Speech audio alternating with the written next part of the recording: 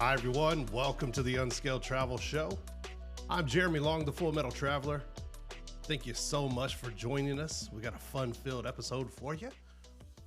Joined, as always, by my co-explorer, partner in crime, Amy Long. Hi.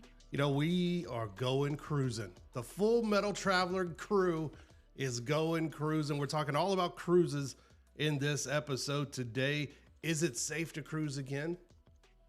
What are the trends? What about sustainability? That's a buzzword that a lot of people are throwing around these days because this year, the Icon of the Seas, the largest cruise ship in the world, going to be launched. And people are kind of, they have strong feelings one way or the other about this thing. And of course, our own personal thoughts, what you should do, maybe things you should skip. What about those drink packages they offer? Are those things really, really worth it? We're going to get into all of that. I think the first thing, especially after so many years of uncertainty, one of the biggest Google searches out there is cruising safe again. People are still worried because there were a lot of horror stories. You remember those horror stories that came out of the COVID-19 pandemic? Yeah.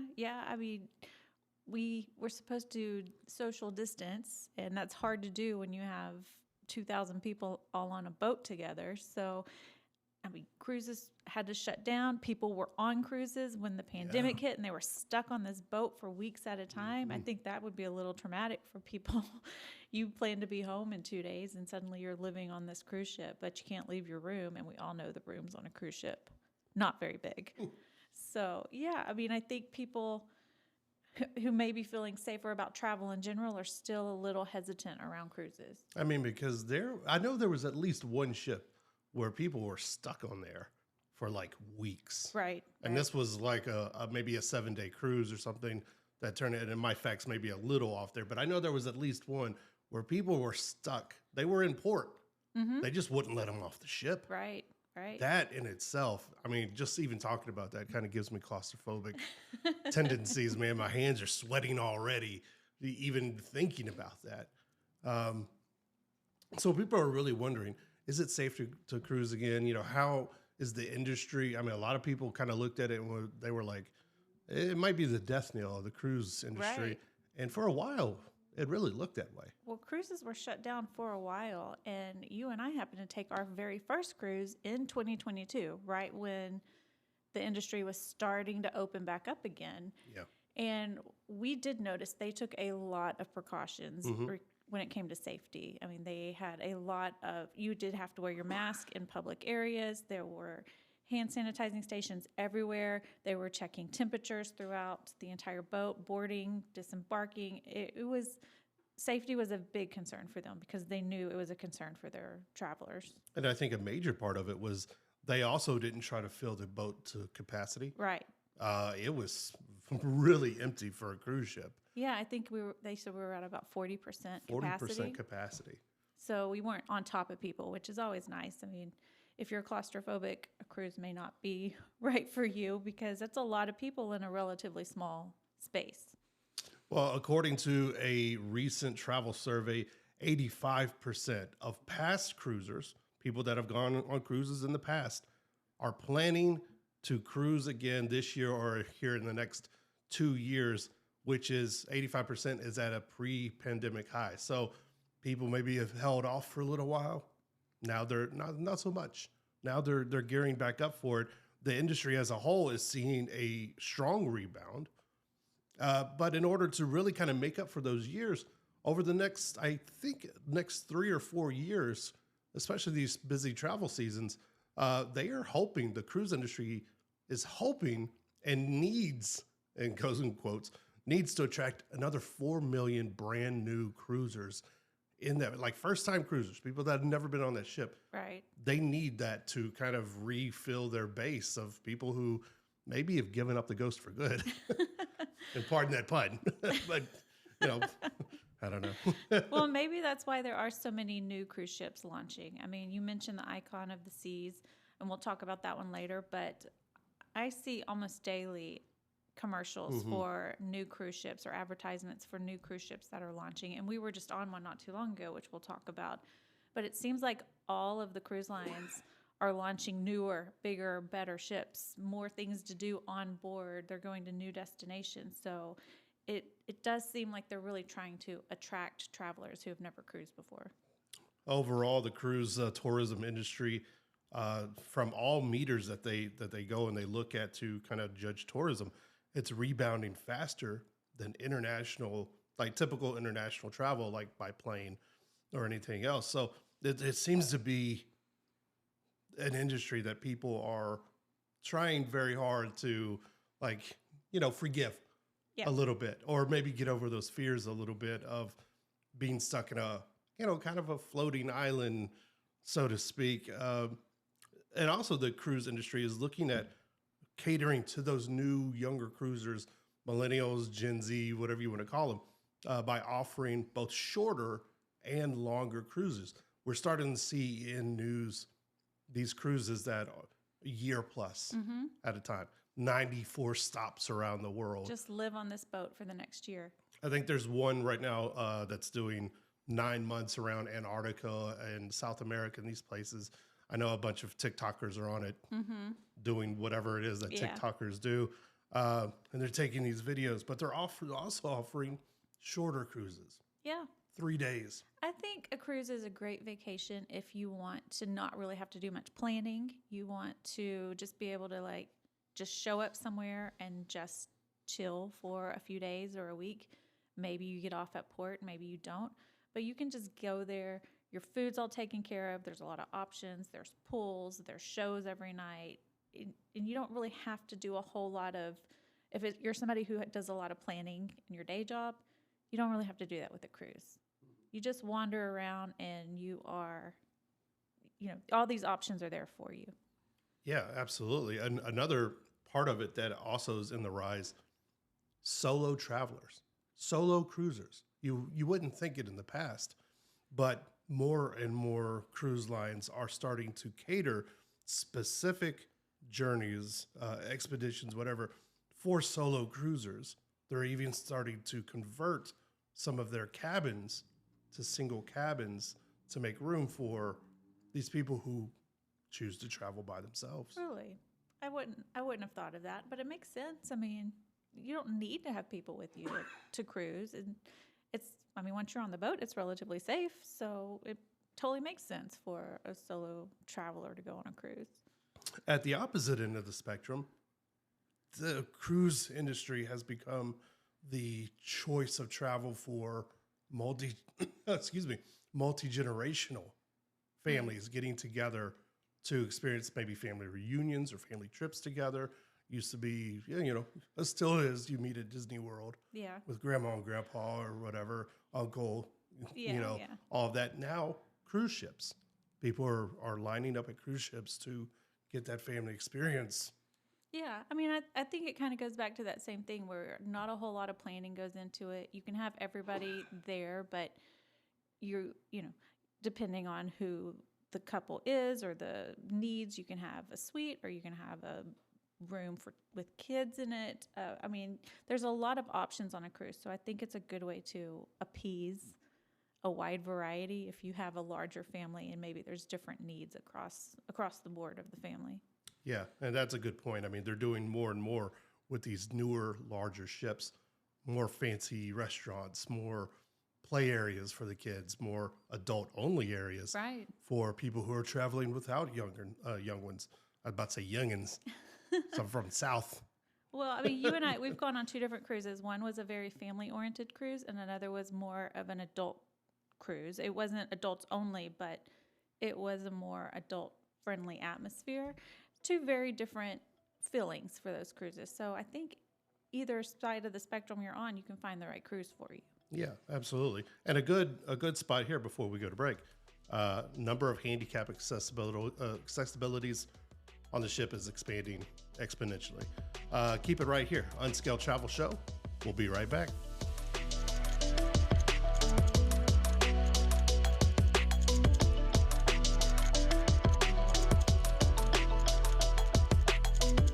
Unscaled Travel Show is brought to you by Diamondback Land Surveying.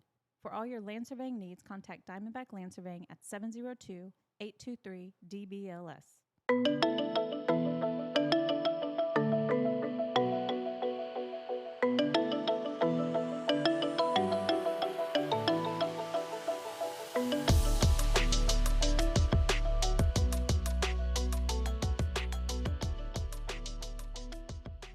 everyone. Welcome back to the Unscaled Travel Show. I'm Jeremy Long, the Full Metal Traveler. We are coming to you from the Diamondback Land Surveying Studios in beautiful Las Vegas, Nevada. Lovely to see you as always. We appreciate you coming back. Glad I didn't scare you off. You know, so many people probably noticed in the first segment, I am battling a little bit of a cough right now. I just tend to keep a cough Yes. year round. Like just bad luggage. I just keep it, you know, and just at the most inconvenient times, it rears its head. Yep. Just anytime I have to talk, it just goes, hey, don't you have a cough? We're talking cruise ships and the cruise industry overall. People seem to be one way or another about cruises. The people who like cruises really love cruises. They swear by them. Oh, yeah. There are people, I mean, we met people that are year-round cruisers. Yeah. And they know other people that live in different parts of the world, and they've become the best of friends. Right. And they all cruise together. We know people who only go on cruises. They don't do any other kind of I don't vacation. do any other. Why would I? And they look at you like you're dumb. Like, why would I? And they list all the reasons why it's the best type of vacation. I'm not saying it isn't. Yeah. I like to mix my vacations up a little bit. So, you know, if you're going to go on a cruise, cool. What we found out, though, is we went on a cruise that ported at places we had already been to. So Yeah. it was a little bit, I won't say disappointing for us, but we'd already explored those places. So it was a little less exciting for us to stop and get off. But you kind of mentioned we are more of the variety. Kind. Yeah. We like to go different places. But there were people on that very same cruise that were like, it was to Cabo. We went to Cabo and Ensenada in Mexico. Both of these ports, we have been to Cabo many times. And some people are like, I love Cabo. We love going here. We come here once a year. You know, Yep. we love the weather and sitting on the beach. It's always those people from Green Bay or something. Love you, Green Bay. But they're always from those areas. And, you know, they swear by it, though. You know, if you like a little variety, I don't know. Cruising itself may be a new journey, but the ports remain something that are up for debate. I guess. Right. I think if we were to do a cruise that went down to one of those areas again, we'd probably look at specific excursions, something we haven't done before, as opposed to just getting out and exploring the area, because we've explored the area. So now it's like, to make it fun and interesting for us, what are we going to do that's new? Because we do like to do new things. Yeah. Then the interesting struggle when you go to a port for people who have never been on a cruise, and there's a lot of you out there. I know we took a poll right before this. I saw a raise of hands. Is that you go there and you have basically an entire day. Once you're at a port, you have 8-9 hours, something like that, which is a long time, but it's not a long time. Right. It's one of those kind of in-betweens where it's like, if you want to explore the city a little bit, maybe even go outside the city just a bit, it's enough time for that. But to really kind of get away, especially if you've been to the city or the port before, it's a little more challenging. Yeah. Is it enough time to kind of rent a car or go out or find some kind of public transport to get you outside of the city or something? It's one of those kind of in-betweens. Now cruises, again, going with what cruise lines are doing now, gearing it more toward millennial and Gen Z travelers who, again, we've traveled, or we've stated many times in the past on this show about how modern travelers are looking for modern experiences, immersing themselves in the culture. So now they're doing more overnight port calls where you're in a port overnight. They're offering more of that and more excursions where you go out, and it's not just like, you know, rent an ATV and go off into the desert or something. Or swim with the dolphins. Yeah. It's more of like cooking classes with villagers or, you know, basket weaving with basket weavers. It's truly a cultural experience Yes. as opposed to just an activity. Yeah. So they are cruise. It seems like the cruise line is kind of trending in that direction where they are becoming that true leader in tourism, which is amazing to me. I don't know why, just looking at it, but I wouldn't think that cruises would be at the forefront of how quickly they've switched up. Maybe it's because cruises have kind of like the original vacation type of thing. I mean, cruises are hundreds of years old. This isn't a new thing. Cruises. I mean, they didn't necessarily call it a cruise, but think, okay, the Titanic, what was that? Well, okay, you were talking about the Titanic. Okay. I was about to say the Nina Pinta and Santa Maria. Well, I don't think those were cruises. That was an expedition. I don't think it was for enjoyment, but You think Magellan was a cruise director? maybe. He made Maybe. it. So, Magellan. Huh? Okay. Yeah. So those early cruises, yeah, I guess. It's been around for a while. Well, kind of switching gears, they are leading the way as far as sustainability as well in those areas. Things that, again, the modern traveler really kind of looks at on a deeper level. These newer ships, they are behemoths. They are huge, as we're going to find out with the Icon of the Seas. But they are also way more sustainable than they used to be. Some of these ships, even though some of the ones that are on the water now, repurpose 100% of their waste, their food waste, with these giant steel biodigesters. These biodigesters are giant steel stomachs, basically, if you want to, with ships, to make sure that they repurpose all of the food waste. It doesn't just go into trash bags or something like that and empty out at call. What does repurpose mean? What do they do with it? They break it down like with microorganisms and different things. I don't know how biodigesters work. And send it to different parts of the ship, like some in gray water where they reuse it again. And some of it does have to go into the black water where it's not reused. But sounds a little bit Back to the Future-y, like we're powering a DeLorean. Exactly.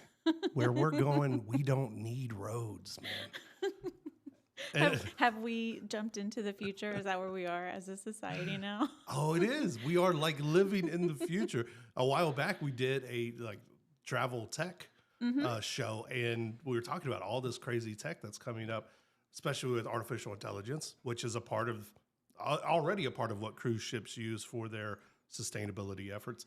So anyway, you're getting me sidetracked. But the surplus engines, like the surplus engine heat, things like that coming off of these giant things, of course, they generate a ton of heat, but they pipe that heat to other parts of the ship that that are used to like heat showers or heat the heated swimming pools that they have. Interesting. So they're finding new ways to get around, and like using biofuels.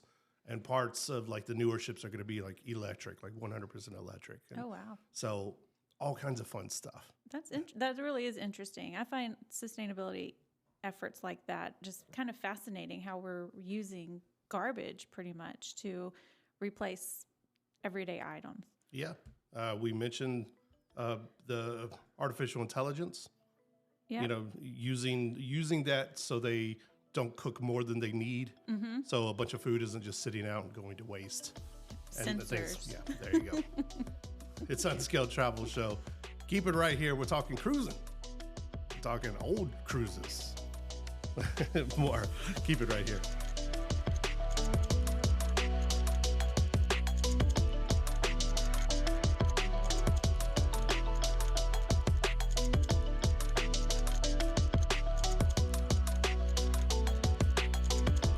Unscaled Travel Show is brought to you by Diamondback Land Surveying. For all your land surveying needs, contact Diamondback Land Surveying at 702-823-DBLS.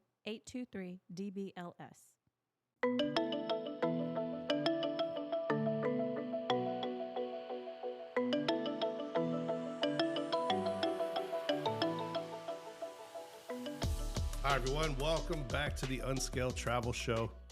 I'm Jeremy Long, the Full Metal Traveler, coming to you from the Diamondback Land Surveying Studios in Las Vegas, Nevada. Thank you so much to Trent and Lisa Keenan for always supporting our show.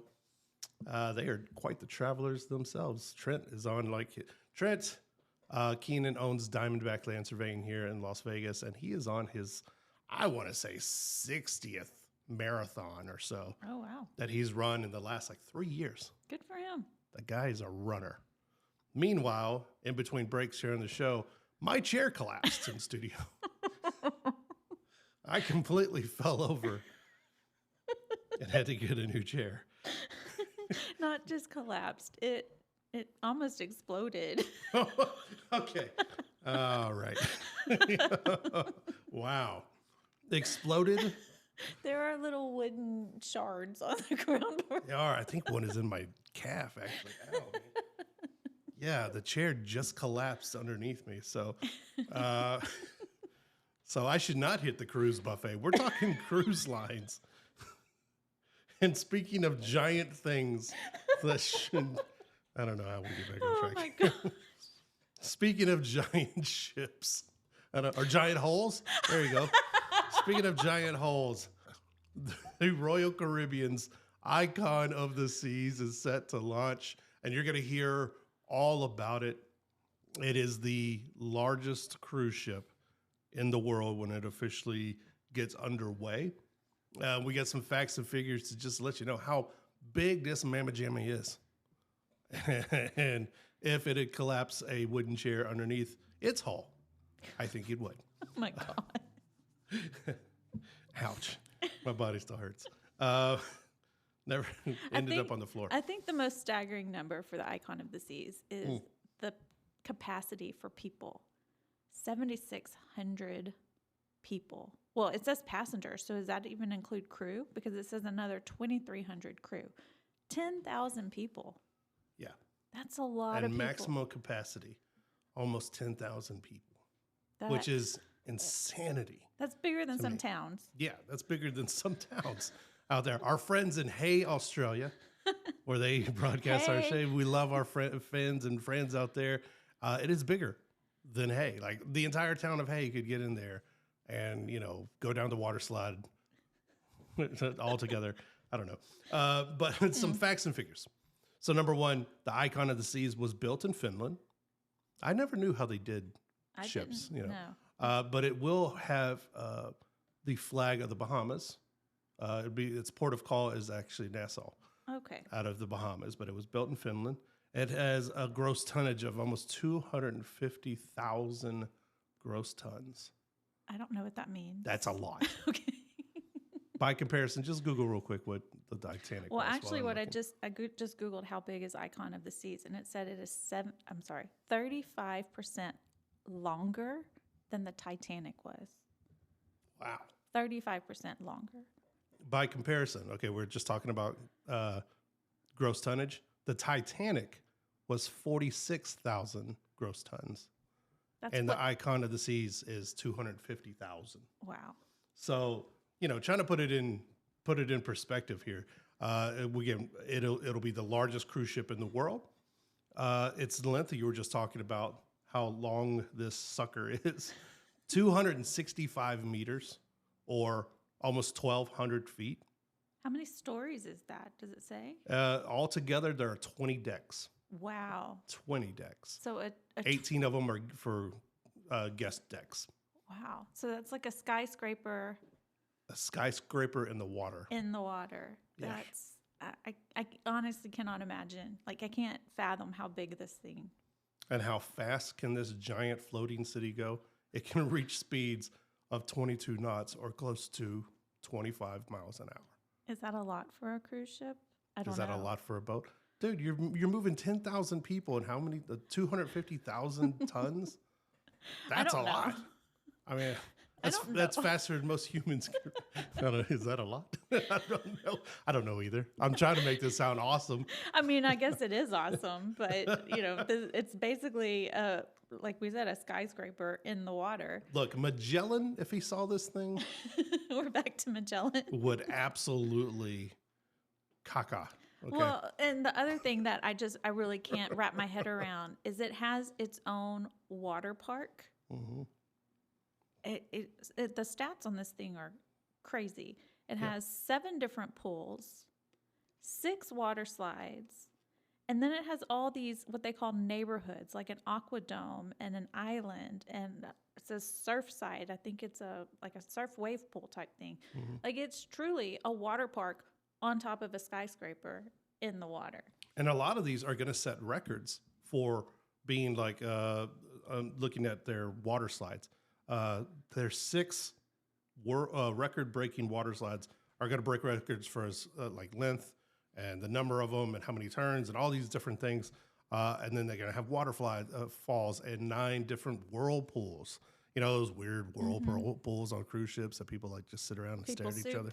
Yeah. Oh, people soup. Oh my God. Oh, gonna throw up. Why'd you say that, dude? Come on. Anyway, but yes, they have. I love the look on your face. Oh, just threw up a little bit in my mouth. That's even worse than falling out of the chair. Or having the chair explode underneath me, as you so succinctly put it. You were in front of me, and then you were on the floor. But like you said, 8 distinct neighborhoods. You know, they put so much into this. The Aquadome, as you mentioned, I think is going to be like this venue. It's almost like a water venue or something. They're going to have shows and high diving. I don't know if they're going to have high diving, but all kinds of stuff.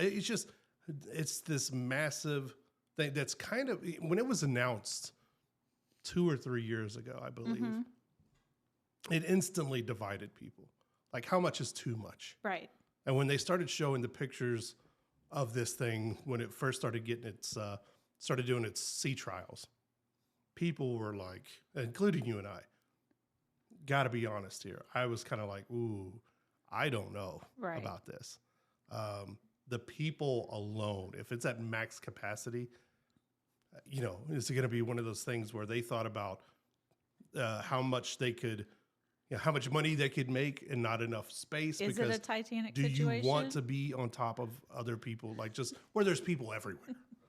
I mean, that's a weird way to put it too. Where there's people everywhere. Well, I mean, 10,000 people, like we said, it's a lot of people. And yes, this is a giant boat, but is it so giant that you don't feel like you're in a crowd all the time? Because that's not enjoyable to me, to constantly have people pressed in and close to me. That's not relaxing. That's not a vacation.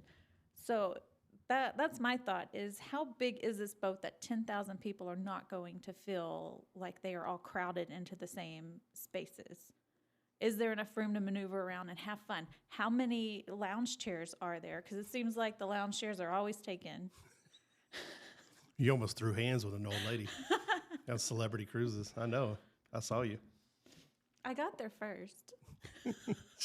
She gave you that evil eye, boy. I know. I saw you slap your thighs. You're going to do some sumo on or something. I don't know. That's going to get me in trouble later. But it's going to, it's out of the port of Miami. I believe so, yeah. So I'm guessing it's going to serve the Bahamas and the Caribbean. A lot of beautiful destinations, a lot of beautiful ports, and those in that aspect and all of that. I'm interested to see the reviews. Yeah, me too. When they finally start coming out. You know me, I don't like technology in the first year. So I'm going to let this, because there's always going to be things that happen. Well, I mean, we saw what happened with Jurassic Park. The first time it opened, dinosaurs started going crazy. But to me, this is very much a family cruise. It is geared more to a younger crowd. Think water park type of vacation. So if you're looking for a nice romantic couples cruise, this may not be the one for you. We're going to have more. We're talking cruises on this wacky episode here. Unscaled. Keep it right here.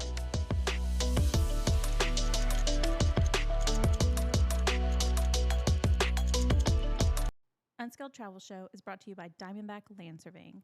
For all your land surveying needs, contact Diamondback Land Surveying at 702-823-DBLS.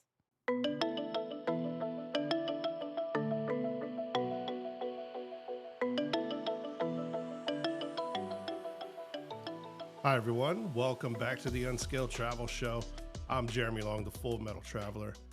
Be sure to check us out online, fullmetaltraveler.com, and of course, all across all the social medias, the Facebooks, the Gram. Do it for the Gram. And you can find it at Full Metal Traveler. And of course, we're coming to you from the Diamondback Land Surveying Studios here in beautiful Las Vegas. Come visit Las Vegas. Come leave your money. Come support our town. So that's a plug for Vegas. There you go. It's about as good as it comes. We're talking cruises and everything from sustainability. Is it safe to travel? We've given our thoughts and given facts and figures. We talked about the Icon of the Seas, which is set to be the largest cruise ship in the world, at least for a little while, until some of these other ships get launched. And then those will be the largest ones. It's insane how big these things are getting. And thoughts are surrounding that. So now, now it comes more of an opinion piece. We've been on several cruises. There are some people, again, cruising is one of these tourist and travel things that some people that love them swear by them. Other people that don't really like it, don't really like the things that they offer. They've done one and done, or maybe it's going to be a long time in between when they do actually cruise again. We're just going to give you our thoughts. And tell you what, you give us your thoughts. What do you think about cruising? Do you and your family like it? What are some of the best ports you've gone to? Hit us up, fullmetaltraveler.com. Let us know what you think here in this episode. I like to pose some of these questions to you because some of these things they offer. They offer Wi-Fi packages, drink packages for varying costs for varying days. A lot of it comes down to demand, what port you're going to. Some of it is based on just season and how long of a cruise you're going to have. Right. So these costs are not hard costs because they fluctuate. It's not a set cost across every cruise. And it's not a set cost, across every cruise line either. Right. And a lot of the costs that we're pulling from are celebrity cruises. But you'll find a variety of things on Carnival or Norwegian or Alaskan cruises or whatever. So the first thing we really kind of struggled with and talked about a lot were the drink packages. Right. How were we going to spend this, quote unquote vacation on this ship? Because the drink packages are not cheap. They're not cheap, but so something you need to know is the food on a cruise is all inclusive, but the drinks are not. So if you do not get a drink package, standard drink is water, lemonade, and I believe iced tea. You do not get sodas if you don't purchase a drink package. No sodas? So no. So there's, if you're a soda drinker, you can get a non-alcoholic drink package, which includes your sodas. And if you're a big soda drinker, you may want to do that. But alcoholic drinks, not included. So I think the next question is, how much do you like to drink? What are you going to be doing on this trip? Are you going to spend this trip sitting at the bar, laying in a lounger with a margarita in your hand? Or are you going to spend it more just in the pool or doing excursions, that kind of thing? But what we discovered was I don't drink enough to have a drink package.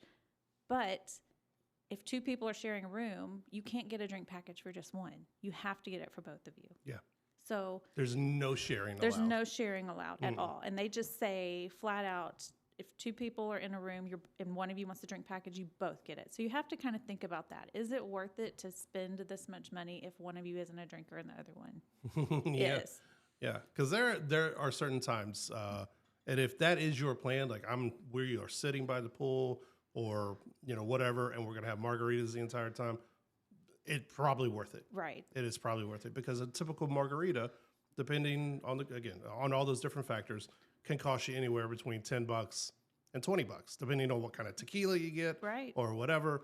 It can cost you all of that and a couple of drinks, and boom, the package is already paid for itself for the day. I mean, if your package is $100 a day per person, because it is all per person, and you're getting $20 drinks, which if you're a cocktail drinker, your drinks are going to probably be around $20 each.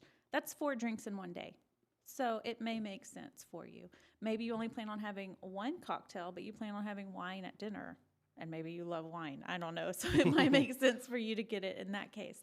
I think it really just comes down to what type of drinker are you? And this is every day. You cannot pick and choose days. Right. You can't say we're going to drink on day 1 and day 3. Yeah. You have to get it. There's no time to rest and recover. You got to earn that package. But there's fine print to it. There is. A lot of these, like you said, they don't come with the beverages. They don't come with sodas if you don't get a certain package. And there are limits. It is not all you can drink. It is not drink until you fall over somewhere. I think the Carnival cruise line that we went on had a 15 drink limit per day. Per day. So it's all inclusive up to 15 drinks. Because After they are that, tracking it. They're not they do just track it. handing drinks over with no idea who they're giving it to. It's almost like signing a receipt to be charged to your room, but then there's just no charge at the end if you have prepaid for the package. And then you also decide things like, do you want to go ahead and add gratuities on it, which is an instant 20% markup, so you don't have to think about it because, again, you're not walking around with cash on you. Right. Or do you want to add gratuities at the end of the trip? So there's other things to think about. The next thing is like Wi-Fi packages. How much are you going to be on your phone? How often do you need to be connected to the email and to the text messaging and everything else that you might need? Those kind of things. Well, like for us on the first cruise we went on, I needed a vacation from work. So we purposely did not buy the Wi-Fi so that I could not be reached because I wanted to be able to tell my boss, I'm not going to have access to my email. Sorry. And then on the next cruise, we did because I was doing something. I was writing something, and so I needed to be connected. And it turns out the Wi-Fi was so spotty that I couldn't even use the Wi-Fi. And believe me, I tried to get a refund, and they weren't having it. They were like, hey, we have all this fine print that says we cannot control this and that, blah, blah, blah.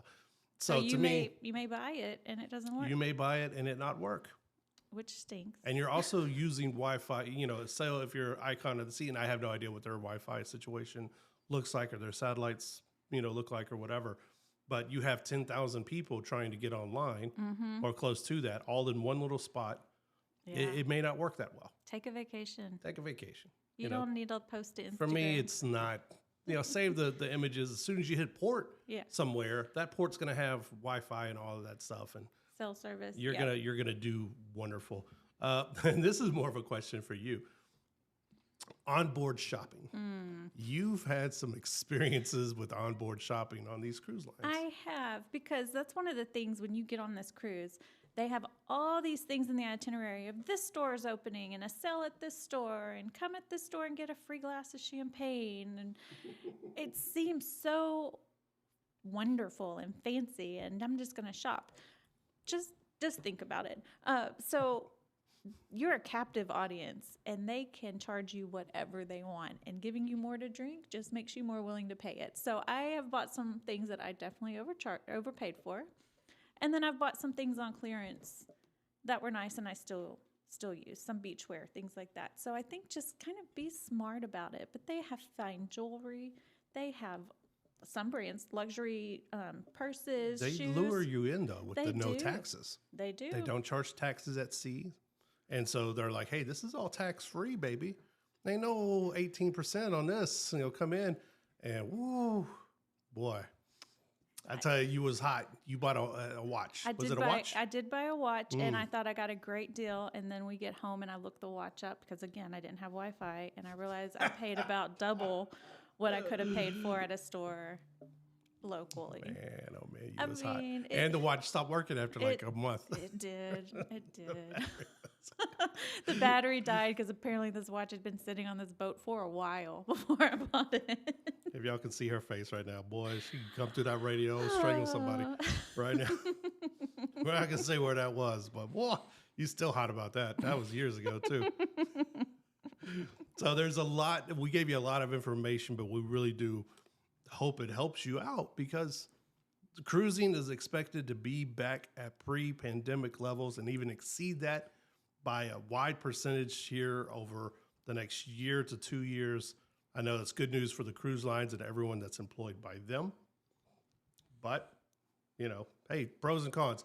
The whole point of everything is just to be an informed traveler. Right. And I think that's the biggest thing when it comes to the cruise is knowing the type of vacation you want and finding the proper cruise line for it. And some of the cruise lines offer different types of cruises. So if you're looking for a family cruise, they'll have an option. If you're looking for a couples romantic cruise, they have that option too. But do your research. There it is. You heard it here first, right here for everyone at the Unscaled Travel Show. I want to say thank you so much.